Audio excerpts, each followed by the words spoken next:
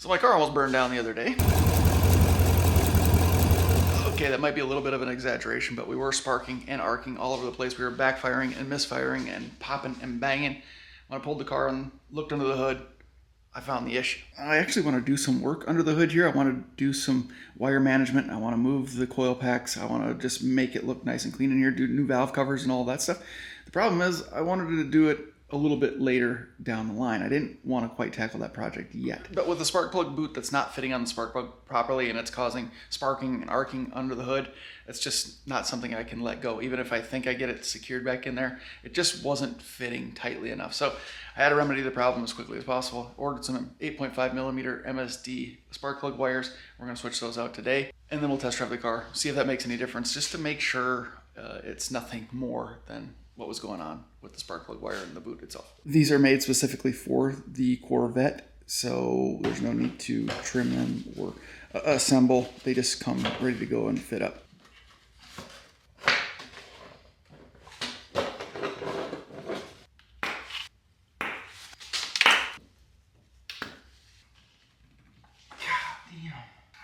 Ow.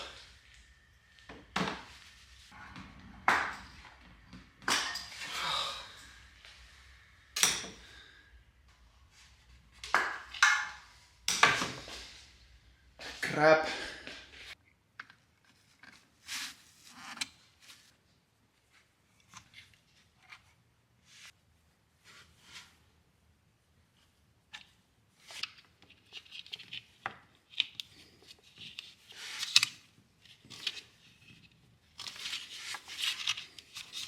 Well, that was easy enough. Some of them are on there pretty tight. This one actually, one of them pulled the guts out of it.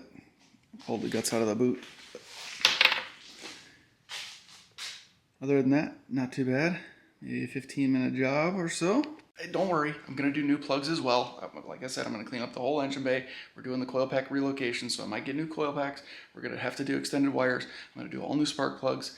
This was just a quick temporary fix so I could drive the car in the meantime. No sense in pulling all the plugs out. The couple that I did pull out look just fine, so we're fine for now.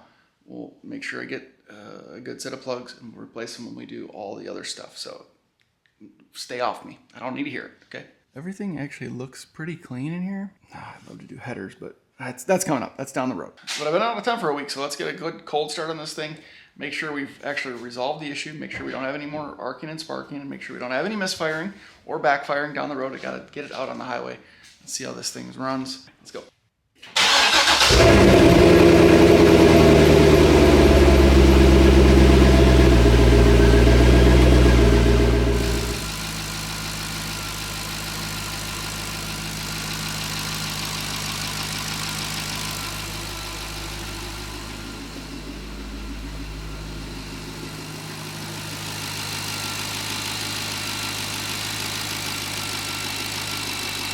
So far, so good. No crazy sparks, no crazy arcing, nothing wild going on, thankfully. Let's get it out on the road.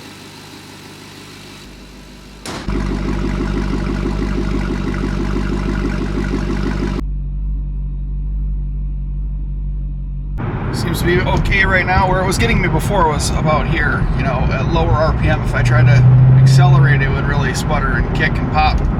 Not doing it, so I think we're doing all right.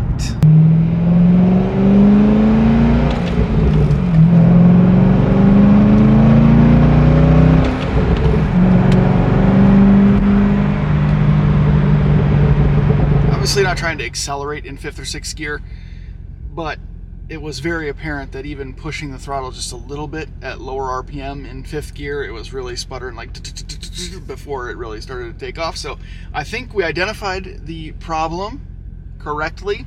It couldn't be more obvious really with the sparks underneath the hood, but remedied it with some new plug wires. Seems like we're good to go. Now, I gotta put on a new spoiler.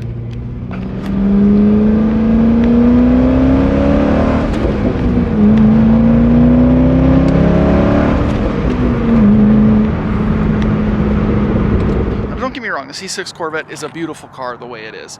It's got Beautiful lines, long sloping hood, aggressive rear end. It's sophisticated, it's sleek, it's stylish, it's timeless.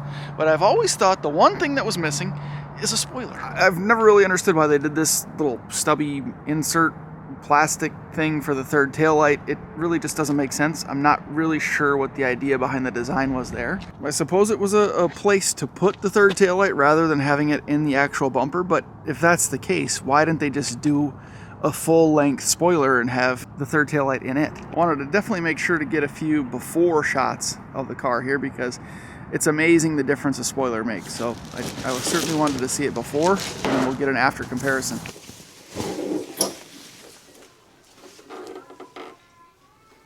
Nice. Very nice. Looks good right out of the box. Even the underside looks nice.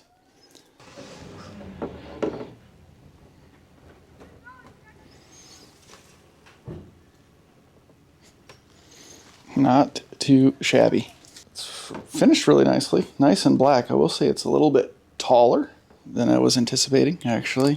The very first thing you gotta do is throw away that two-sided tape that they give you in the package.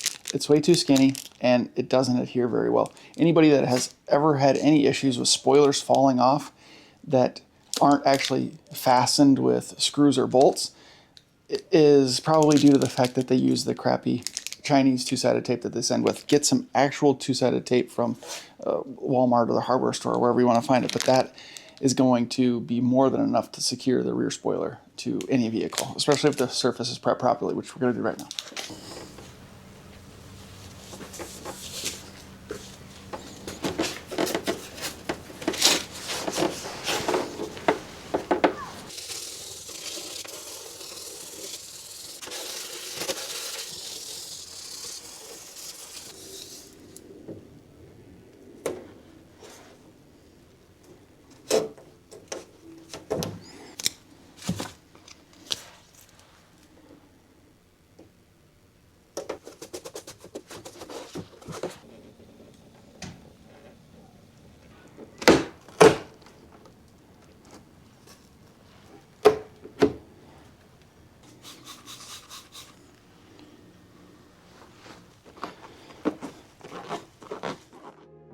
We go. It is the moment of truth.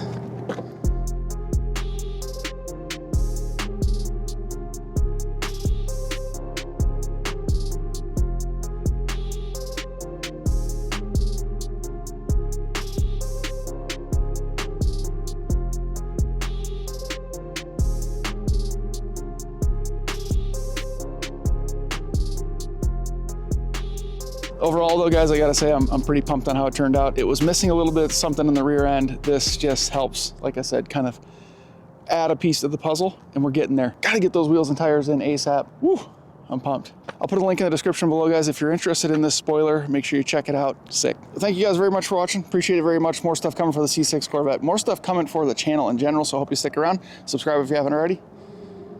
See you in the next one. Man, she looks good.